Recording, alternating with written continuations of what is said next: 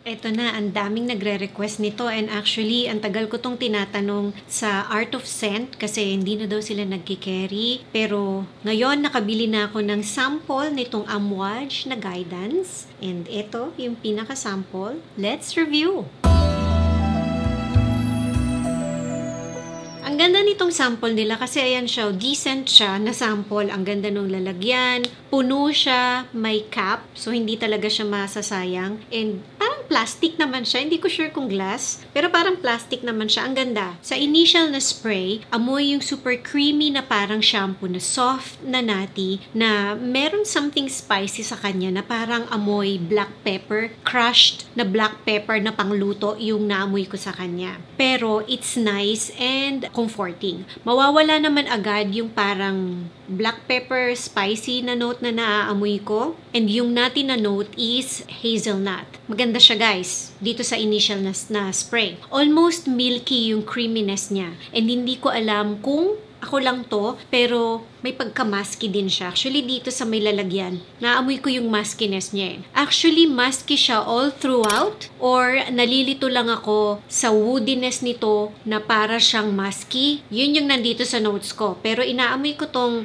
sample ko today. Naamoy ko yung black pepper, yung crushed na black pepper. May muskiness talaga eh. Para siyang nagbo-borderline na parang amoy pabango ng lalaki sa dito sa lalagyan and sa naaalala ko ng konti. This just came out last 2023, last year lang. Pero ang daming nababaliw dito and I can see why. This is not for everyone pero personally, I like it. Ang sophisticated ng amoy nito pero para siyang very expensive na musky na body lotion. Effortless, sophisticated, quiet, pero strong yung personality. Sabi nga sa isang review, meron siyang dating na parang CEO vibes. After 5 minutes, yung natin na note is madadagdagan ng saltiness. Yung one spray nito, malakas. Literal.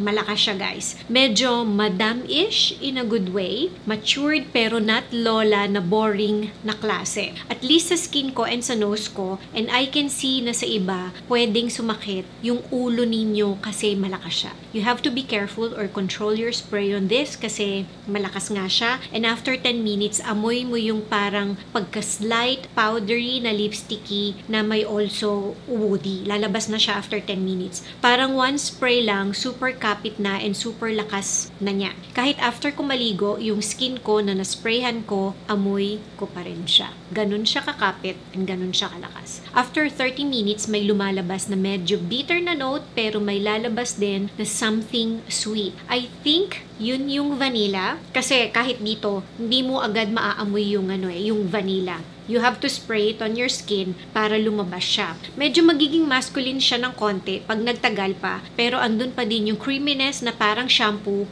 fruity shampoo. Sabi ko nga sa inyo kanina, inaamoy ko dito, may pagka-masculine siya. This is a good signature scent ng mga lady boss, 35 years old pataas, pang controlled environment, air-conditioned room, or cooler na weather, burr season dito sa Pilipinas. Very feminine, pero pag nagustuhan ng lalaki, of course, go. Habang tumatagal siya sa skin ko, paganda siya ng paganda. Naiisip ko sa kanya sa umpisa pa lang, para siyang Dior na hypnotic poison na mas pina-elevate or mas pinaganda na nahaluan ng Alien Goddess Intense na may konting-konting drop ni Tom Ford Lost Cherry. Kung bet ninyo si Dior na hypnotic poison, alam ninyo almondy, almost bitter ng konti, I think magugustuhan din ninyo itong si Amouage na guidance. Mas matamis lang na version nito kumbaga. May lipsticky note din ako na talagang naaamoy sa kanya pero super hina lang niya. Even yung Kilian Rolling in Love nasa same vein nito. After 30 minutes pag tumagal na siya sa skin ko.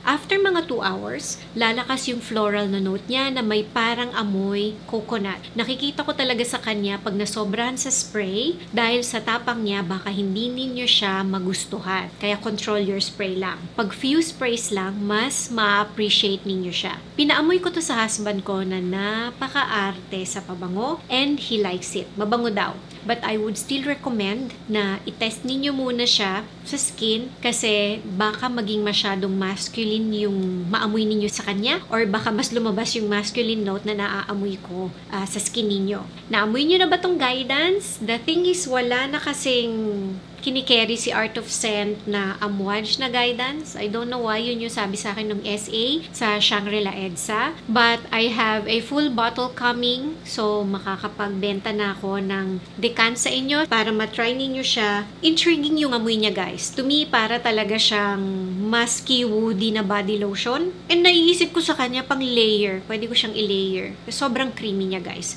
So ayan na, itong Amouage na guidance na ang daming nagtatanong sa akin kung kailan ko mare-review. Thank you for watching and see you again on my next video. Bye!